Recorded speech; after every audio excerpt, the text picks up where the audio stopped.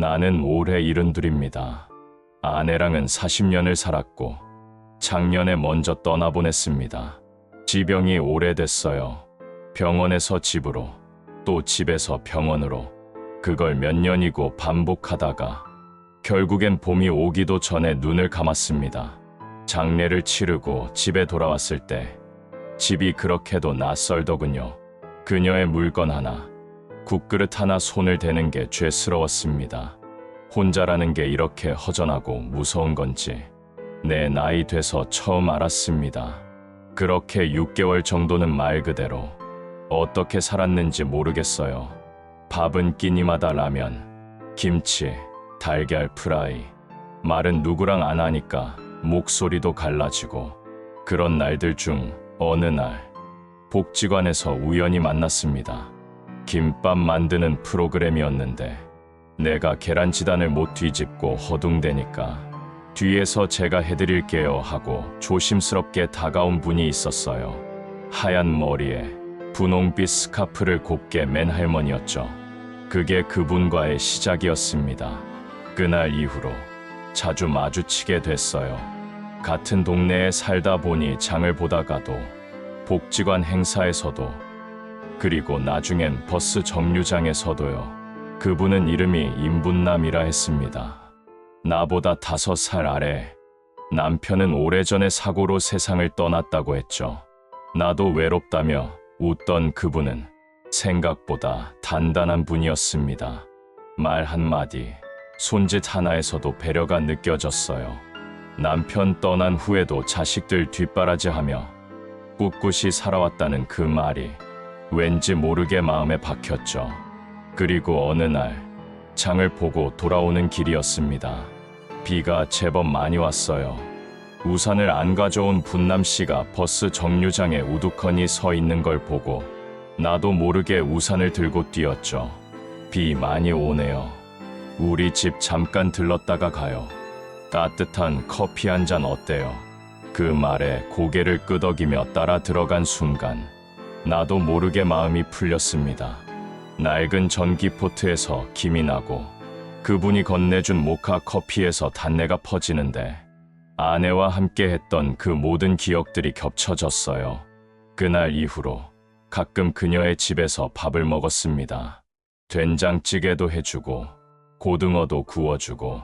그렇게 몇 달을 지내면서 어느새 우리 사이엔 가까움이란 게 생겼습니다. 이제는 서로 의지하며 살자는 말도 조심스레 나왔고 나는 큰 아들에게 이야기를 꺼냈습니다. 아버지 다시 누굴 만난다고요? 처음엔 당황하더니 며칠 지나고는 차분하게 받아들였습니다. 아버지가 좋으시면 전 괜찮아요. 외롭지 않게만 사세요. 그 말에 괜히 눈물이 핑 돌더군요. 한 달쯤 지나 나는 분남 씨 집에 반쯤 이사를 했습니다. 각자 집을 정리할 수 없으니 그냥 옷가지 몇 벌 들고 침대 반쪽 나눠 쓰는 정도였죠. 마치 오래된 친구처럼, 또 가족처럼. 그렇게 매일이 참 따뜻했습니다. 그런데 이상한 낌새는 아주 사소한 데서 시작됐습니다. 어느 날 부엌에 있는 그녀의 핸드폰에 문자가 하나 울렸습니다. 엄마, 이번 달도 부탁해요. 지난번처럼 입금해줘요. 곧 전세 만기라서. 문자 창이 잠깐 떠 있는 걸 봤지만 나는 못 본 척했습니다. 그냥 자식이 어렵다는 말일 수도 있고 내가 알 필요 없는 일이라 생각했거든요. 그런데 그게 그날만이 아니었습니다. 며칠 후에도 지금 바로 안 되면 나 애들이랑 당장 나가야 돼. 엄마 좀 도와줘. 그 다음 날엔 입금은 했어. 기다린다니까. 그제야 조금씩 마음이 흔들렸습니다. 그녀가 나한테 밥을 해주고 웃어줄 때 그 웃음 뒤에 저 문자가 있는 게 자꾸만 머릿속에 맴돌았죠. 그녀는 내게 경제적 도움을 요구한 적은 한 번도 없었습니다. 심지어 용돈도 서로 따로 관리했죠. 그런데도 무언가 이상했습니다. 왜 저리도 급박한 문자들이 계속 오는 걸까? 아니면 내가 그녀의 사정도 모르고 괜히 의심하는 건 아닐까? 그날 밤 잠이 오지 않았습니다. 며칠 후 그녀가 잠든 밤 나는 조심스레 작은 노트 하나를 보게 됐습니다. 그녀가 거실 책상에 펼쳐놓고 간 가계부 비슷한 수첩이었죠. 그리고 그 안엔 익숙한 이름이 있었습니다. 장땡땡 6월 송금 50만 원, 7월 송금 70만 원, 긴급 30 추가, 8월 전세 보증금 지원 300. 장 씨는 그녀의 아들이라는 걸 나는 알고 있었습니다. 단지 그가 지금까지 계속 그녀에게 돈을 받아가고 있었다는 사실은 몰랐던 거죠. 나는 멍하니 앉아 한참을 바라봤습니다. 그녀는 나에게 한 번도 그런 이야기를 꺼낸 적이 없었습니다. 늘 나는 자식들한테 의지 안 해요. 서로 간섭 안 해요. 그게 편해요. 그렇게 말해왔던 사람이었습니다. 그날 아침 그녀에게 물었습니다. 자기야, 그 장씨 말이야 아들 맞지? 응. 왜 갑자기? 요즘 좀 힘든가 보더라. 문자도 오고 송금도 자주 하고. 그녀는 잠시 굳더니 말했다. 아, 그거 그냥 좀 도와준 거야. 어쩌다 보니 일이 꼬였나 봐. 그래도 애한테 너무 뭐라 하지 마. 나는 괜찮아. 하지만 나는 괜찮지 않았습니다. 내가 그 집에서 얻은 따뜻한 밥상, 다정한 말투, 포근한 분위기, 그 모든 게 혹시 그녀가 자식에게 송금받기 위한 연출은 아니었을까 하는 생각이 들기 시작했습니다. 며칠을 망설였습니다. 이걸 굳이 아들한테 말해야 하나? 나이도 먹을 만큼 먹은 내가 이런 일 하나 혼자 판단 못하고 자식한테 털어놔야 할까 싶었죠. 하지만 그날은 참 이상했습니다. 내가 뭘 잘못했는지 분남 씨의 표정이 계속 굳어 있었습니다. 말수도 적고 핸드폰을 붙잡고 한참을 쳐다보더군요. 그러다 전화가 왔습니다. 그녀의 아들이겠죠. 엄마, 이번엔 진짜 급하다고 했잖아. 남자랑 같이 산다고 해서 이젠 좀 사는 줄 알았지. 그것도 못해줘. 남자랑 같이 산다고 해서? 그 말에 마음이 싸늘해졌습니다. 그녀가 나와 함께 사는 걸 아들도 알고 있었구나. 그리고 그걸 돈 보내는 이유로 생각했구나. 나는 그날 처음으로 내가 누군가의 삶에서 이용당하고 있을지도 모른다는 생각을 했습니다. 며칠 후 마침내 아들과 함께 점심을 먹는 자리에서 무심한 척 말을 꺼냈습니다. 분남 씨 말인데. 왜요? 자꾸 그 집에서 문자 오고 돈 얘기 나오는 걸 들었거든. 뭔가 좀 이상하더라. 아들은 한참을 듣고 있더니 조용히 말했습니다. 사실 저도 그 얘기 들었어요. 아들은 이미 알고 있었습니다. 내가 그녀와 함께 지내고 있고 그녀 아들이 경제적으로 의존하고 있다는 사실도요. 아버지, 솔직히 말하면요. 저 그 할머니 처음부터 좀 의심스러웠어요. 우리 아버지 워낙 사람을 잘 믿잖아요. 그런데 그분 아들이 하는 말, 자기 엄마가 남자한테 붙어서 돈이 좀 생겼다고 그걸 자기 가족이랑 나눠야 된다고 생각하더라고요. 전 그 말 듣고 진짜 화가 났습니다.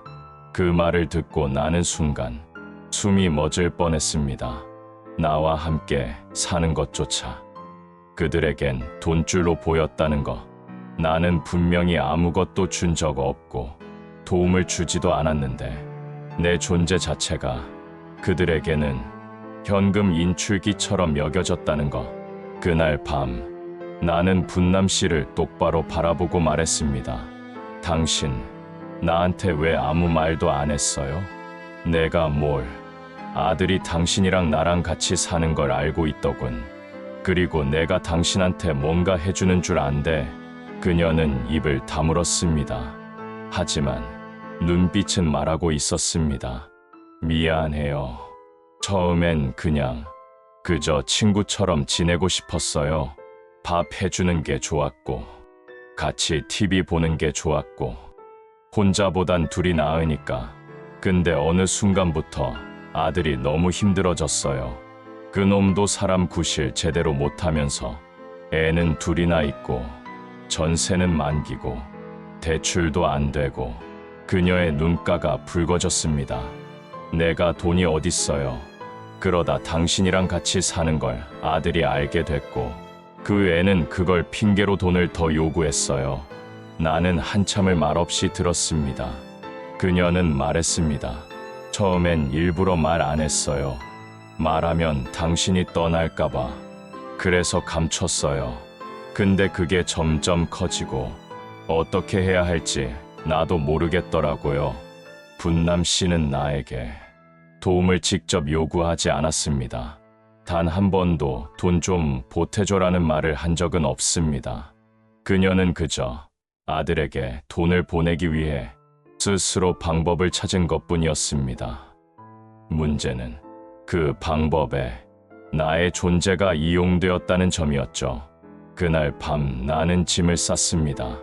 몇 벌 안 되는 옷까지, 책 한 권, 그리고 내가 써서 냉장고에 붙여둔 쪽지. 고마웠습니다. 따뜻했습니다. 하지만 신뢰가 깨진 뒤엔 같이 밥 먹을 용기가 안 납니다. 부디 아드님과 좋은 해결책 찾으시길 바랍니다. 그리고 나는 다시 내 집으로 돌아왔습니다. 텅 빈 방, 찬바람 드는 거실. 혼자 먹는 국에선 다시는 따뜻함이 나지 않았습니다. 집으로 돌아온 뒤 며칠간은 잠을 거의 못 잤습니다. 그녀가 만든 반찬이 생각났고 함께 걷던 길이 떠올랐고 누군가 내 옆에 있었다는 사실이 얼마나 큰 의미였는지를 다시 깨달았습니다. 하지만 그보다 더 깊게 남은 건 배신감이었습니다. 진심이었는지 의도였는지 그녀는 끝까지 말하지 않았습니다. 그건 나도 알 수 없죠. 하지만 분명한 건 나는 어느 순간 그녀 아들의 시선 속에서 기댈 수 있는 노인이 아닌 돈을 끌어올 도구가 되어 있었다는 겁니다. 그게 마음을 가장 아프게 했습니다. 그러던 어느 날 우편함에 편지 하나가 꽂혀 있었습니다. 익숙한 글씨체, 분남 씨였습니다. 당신에게 마지막 인사를 전합니다. 나는 나 자신이 너무 부끄러워서 그냥 조용히 떠나기로 했습니다. 당신과 함께한 시간은 내게 너무 따뜻했고 동시에 너무 아팠습니다. 내가 감당할 수 없는 관계였다는 걸 늦게야 알았습니다. 아들은 이제 나와 연락을 끊었습니다. 내가 선택한 방식이 결국은 당신도 아들도 나도 모두 다 잃게 했네요. 당신이 냉장고에 남긴 쪽지를 아직도 갖고 있어요. 그 말이 가슴에 박혔어요. 신뢰가 깨진 뒤엔 같이 밥 먹을 용기가 안 납니다. 나도 더 이상 누구 밥상에 앉을 자격은 없을 것 같습니다. 미안합니다. 고마웠습니다. 부디 오래 건강하시길. 편지를 읽고 한참을 울었습니다. 참 이상하지요. 서운하고 화나고 이용당한 기분까지 들었는데도 그녀의 마지막 글에는 슬픔과 고마움이 함께 담겨 있었으니까요. 그녀는 결국 그 누구도 구원하지 못한 사람이었습니다. 자식도, 나도, 자기 자신조차도. 하지만 나는 그 겨울의 몇 달을 그녀 덕분에 다시 살아볼 용기를 냈던 것도 사실입니다. 그 진심까지 부정하고 싶진 않았습니다. 이후로 나는 다시 혼자가 되었고 큰아들과도 그 이야기를 자주 하진 않습니다. 그냥 그런 일이 있었어. 너무 미워하진 마라. 그 사람도 혼자였으니까. 노년의 사랑이란 게 젊은 날의 불꽃처럼 타오르지는 않지만 그만큼 깊은 결이 있는 감정이었습니다. 나는 다시 혼자 밥을 먹고 혼자 걷고 혼자 잠들지만 이전의 외로움과는 좀 다릅니다. 한때 누군가 내 삶에 들어왔다. 나갔다는 그 사실이 내 삶의 풍경을 조금 더 다채롭게 만들어줬다고 지금은 그렇게 생각합니다. 지금 이 이야기를 누군가 듣는다면 꼭 말해주고 싶습니다. 노년이 되면 누구든 약해지고, 누구든 외로워지고, 누구든 속을 수 있습니다. 하지만 그게 삶이 허무하거나 의미 없다는 뜻은 아닙니다. 오히려 그 불완전함 속에서 우린 비로소 사람을 이해하게 됩니다. 나는 그녀를 원망도 용서도 하지 않았습니다. 다만 기억하고 있습니다. 그녀와 함께했던 따뜻한 국물 한 모금, 그날의 햇살, 그리고 조용한 밤의 라디오, 그 모든 게 내 노년의 한 장면으로 남아 오늘도 조용히 내 마음 안에서 살아가고 있습니다.